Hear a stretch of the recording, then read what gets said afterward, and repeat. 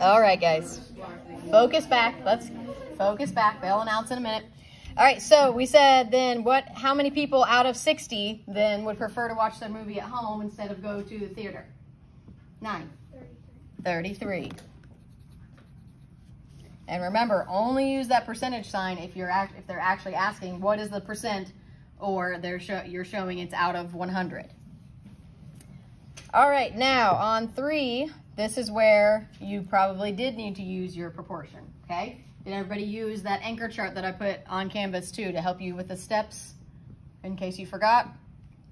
So first one, I'm gonna use the back of my page like you guys should have. So it's 10% of 60. Now, what pieces do I know of my part over whole equals percent over 100? 4, what do I have? X over 60 equals to 10 over 100. Okay, so the 60 is the whole. The whole. Very good. If it's of something, that means that's your total. If you're taking a piece of it, that's your total that you're starting with. So the 60 is my whole. The 10 is the what then? The percent. So the 10 goes in the percent spot over 100. And since we don't know the part, that is where our variable goes. So step 1 is done. We've got our proportion set up. So step 1, set up your proportion. Step 2, 13? Yes, cross multiply. So I'm doing 100 times x and 60 times 10. What is 60 times 10? Just anybody. 600. 600. And it doesn't matter which goes on either side. It's going to give you the same answer no matter which side of the equal sign you do it on. And then the other way, 100 times x, 12? 100x. Remember to show multiplying with that variable, you just put it right next to your number. Okay, step 2 is done. Cross multiply. Step 1, set it up. So we did that. Step 2, cross multiply, did that. What's step 3? What do I need to do with that x? 7? Get it by itself. And how am I going to do that? 11? Yes, I need to divide my 100x by 100. So then I can say that that is canceled out. And all I have left is my x. Now what do I need to do?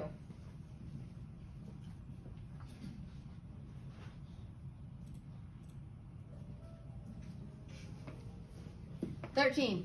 You have to divide 600 divide over. Yes, we have to divide. If this side gets divided by 100, then this side gets divided by 100. And what can I do there?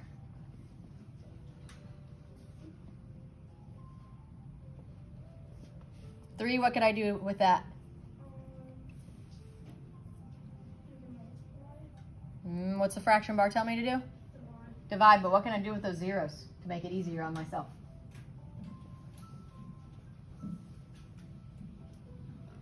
If they both end with zeros, what can I do? 17, help them out. Yeah, I can cross them out. They cancel each other out. So then I end up with just 6 over 1, which is the same as, everyone? 6. Now, if you are looking for the part, usually, is it going to be bigger or smaller than your whole? 14? Smaller. Yeah, usually it's going to be smaller.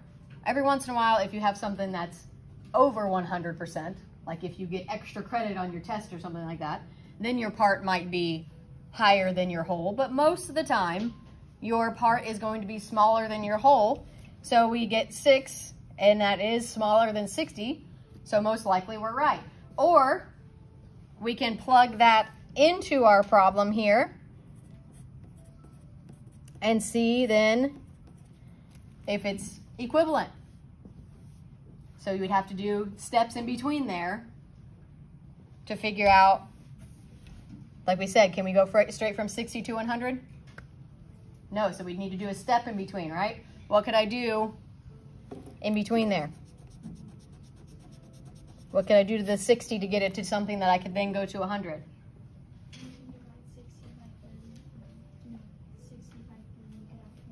Good, I could divide it by 3. Both of these can be divided by 3. I would get down to 20 as my denominator, so I'd have 2 over 20. Then can I multiply back up? What do I need to multiply 20 times to get to 100? 14, or 16. 5. 5, yes. So 20 times 5 gives me 100. 2 times 5, everyone? 10. Did I match it up? So you can plug it in and see if it's correct, okay? All right, letter B, we have 25% of 80.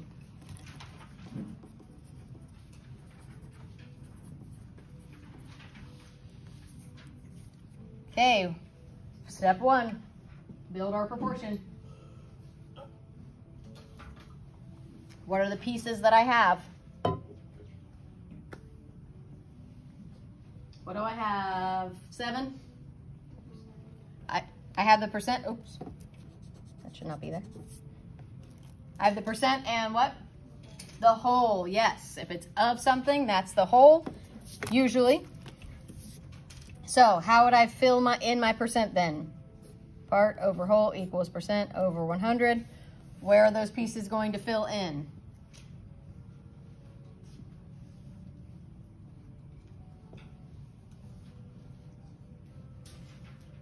Where would I put the 25%? On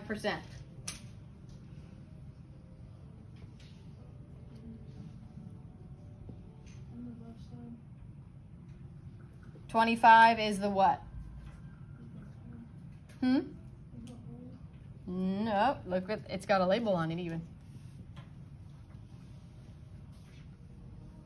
Is it the part, the whole, or the percent? The percent. So where's it going to go in my proportion? Top left, bottom left, or top right? Top right, yes. Percent goes over the 100. And then where's that 80 going to go? We said that's the whole, so where would that go then? 10, where would I put the 80? Left top or left bottom? Good, on the bottom. And I don't know my part, so what goes there? Everyone. X, or whatever variable. Remember, variable could be any letter. X is just the most common for some reason. Okay, step 1, build proportion. Done. Step 2. What is step 2? 16? Cross multiply. So I'm doing, what would I do? What's my cross multiplication going to be? What times what and what times what?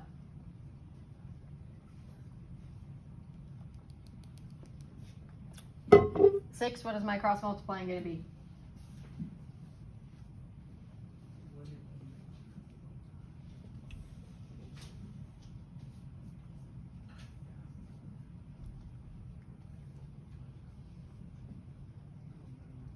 Think of that word cross.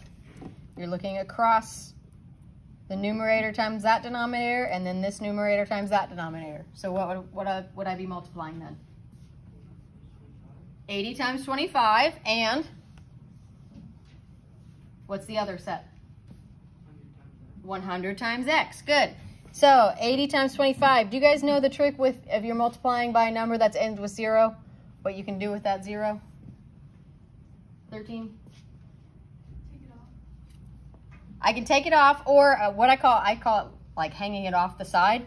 So instead of lining it up like this, 25 times 80, you can do this, 25 times 80, and then you can just bring that 0 straight down.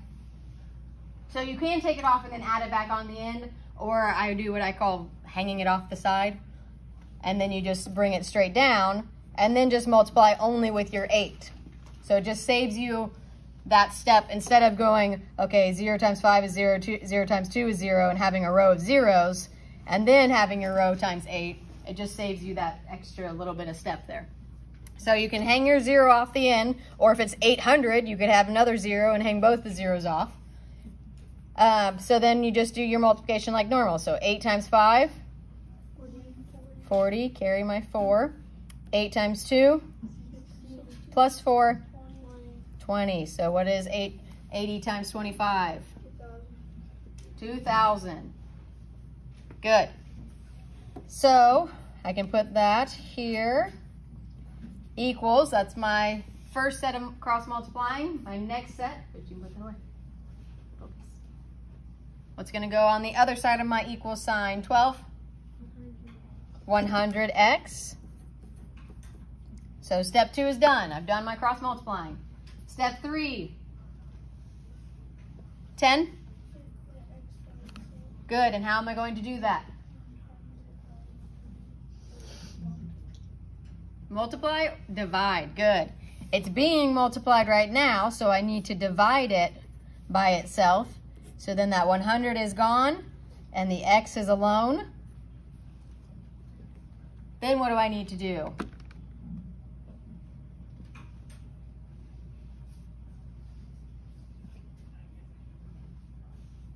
Three, what do I need to do next?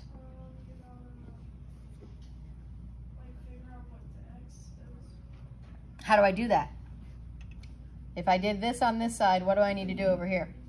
By y100, good. So whatever I divide on this side, I also divide on this side.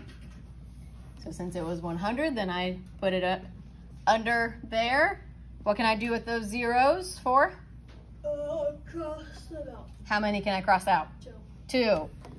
So I can cross out this one and this one. So then I end up with what? 16? 20 over 1, which is the same as 20. And for 80 times 25, I knew that 25 times 4 is 100. Oh. So I knew that 8 times 25 is 200, but I added my 0. Good, that's a good trick. She said that she knew that 25 times 4, if you think in quarters, would give her 100 cents.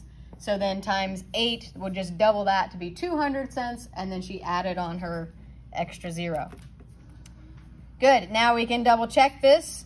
So let's put our 20 into our variable spot. Now, can I go from 80 to 100 perfectly? No, so I need to do a step in between. What can I do to the 80? I need to divide it down to something that then can be multiplied back up to 100. What can I divide 80 by? 14? 20. By 20, what would that give me? That would give me 20 divided by 20, that would give me 1. 80 divided by 20 would give me 4. Good. So if we divide it by 20, that would give me 1/4. Now can I multiply something times 4 to get up to 100? No. Can't? Yes. If I have 4 of something, Yes. what does it give me? What am I talking about? 4 of what? 9? 4 quarters. 4 quarters. So 4 times what? 25. Times 25. 4 times 25 gives me 100. So if I multiply this by 25, then I need to multiply this by 25. 1 times 25 is 25. Do I get my other side? Yes, I did. How are we feeling about proportions? Getting the steps down? Good. So set it up, cross multiply, get x by itself. Those are your main steps. And then 3C there, you just need to have something about how you use the proportion. Does anyone give me their example? What did you write? 14, what did you write? Okay, I found my answer by using part over whole equals percent over 100. Good, that works, yep. You could even explain a little more in detail and say, I knew that I had my percent and my whole, so I found my part using the proportion. Something like that, give a little more detail. Anyone else want to share theirs? Everybody being shy this morning? All right. As long as you have something about using that proportion And like I said, you can say that I knew what the pieces were, so I knew that I had the percent, or I knew that I had the whole, and then I use that proportion. Okay, number 4, A and B. Now we're back to thinking in equivalent fractions, right? What do we say a percent always has to be out of? Everyone? 100. 100. So if I have 9/10, how would I turn that into out of 100? How do I go from 10 to 100? 13? By multiplying by 10. Good. 10 times 10 gives me 100. So 9 times 10 gives me 90. Is that my answer?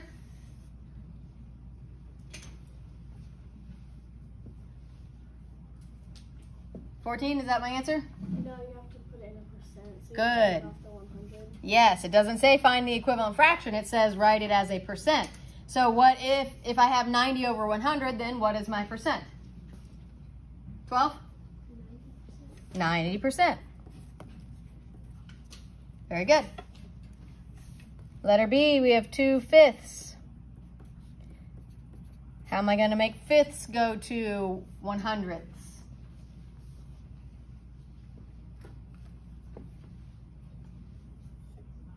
$16?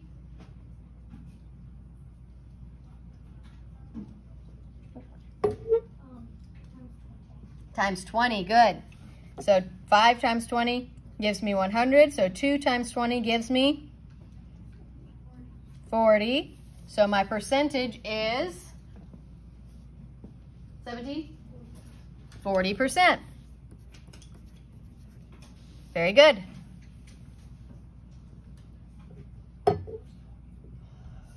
All right.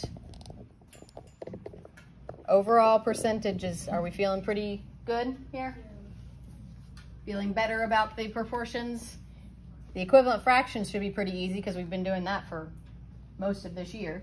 So that shouldn't be anything new. All right, let's do these down here. Finding the median. How do I set that up to find the median? 2, what do I need to do? And then? Good. Line them up, least to greatest, and find the middle number. So if I put these in order, least to greatest, I would have 109, 115, 121, 134, and 146. And what is my middle number there then? 13? 121. That one was pretty easy because there was an odd number of data points there. So there was a perfect middle. Number 6, there are 6, so there's not going to be a perfect middle, so we'll have to figure that out. So we'll go in order: 11, 13, 17, 22, 27, and 35. So if we go to the middle, we end up with 2 middle numbers. And what do I do when I have 2 middle numbers? 2 ways I can find it. 7?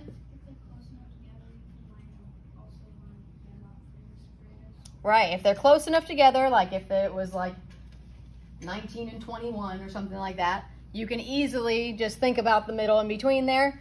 Or if they're really far apart, what can I do? 9? I can find the average of them, add them up, and divide by 2. Either way is going to get you the same answer.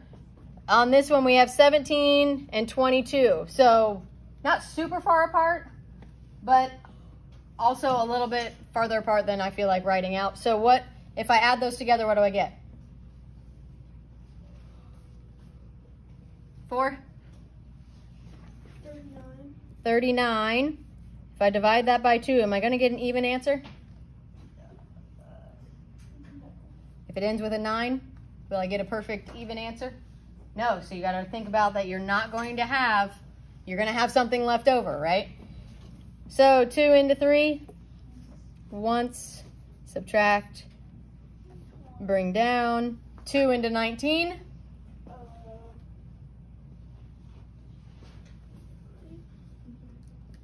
9, good. Gives me 18. Subtract that again, I get a leftover 1. Now, should I use a remainder, a fraction, or turn it into a decimal? 13, what do you think? I did a decimal. Yeah, decimal is probably the best choice on this situation. So what do I do then? How do I add in a decimal on a problem like this? If I have two whole numbers that don't already have a decimal, where can I add that decimal in and not change what number I already have? 17? Yes. So not just here though, where else do I need to put it? I need to put it up in my answer, but I also need to put it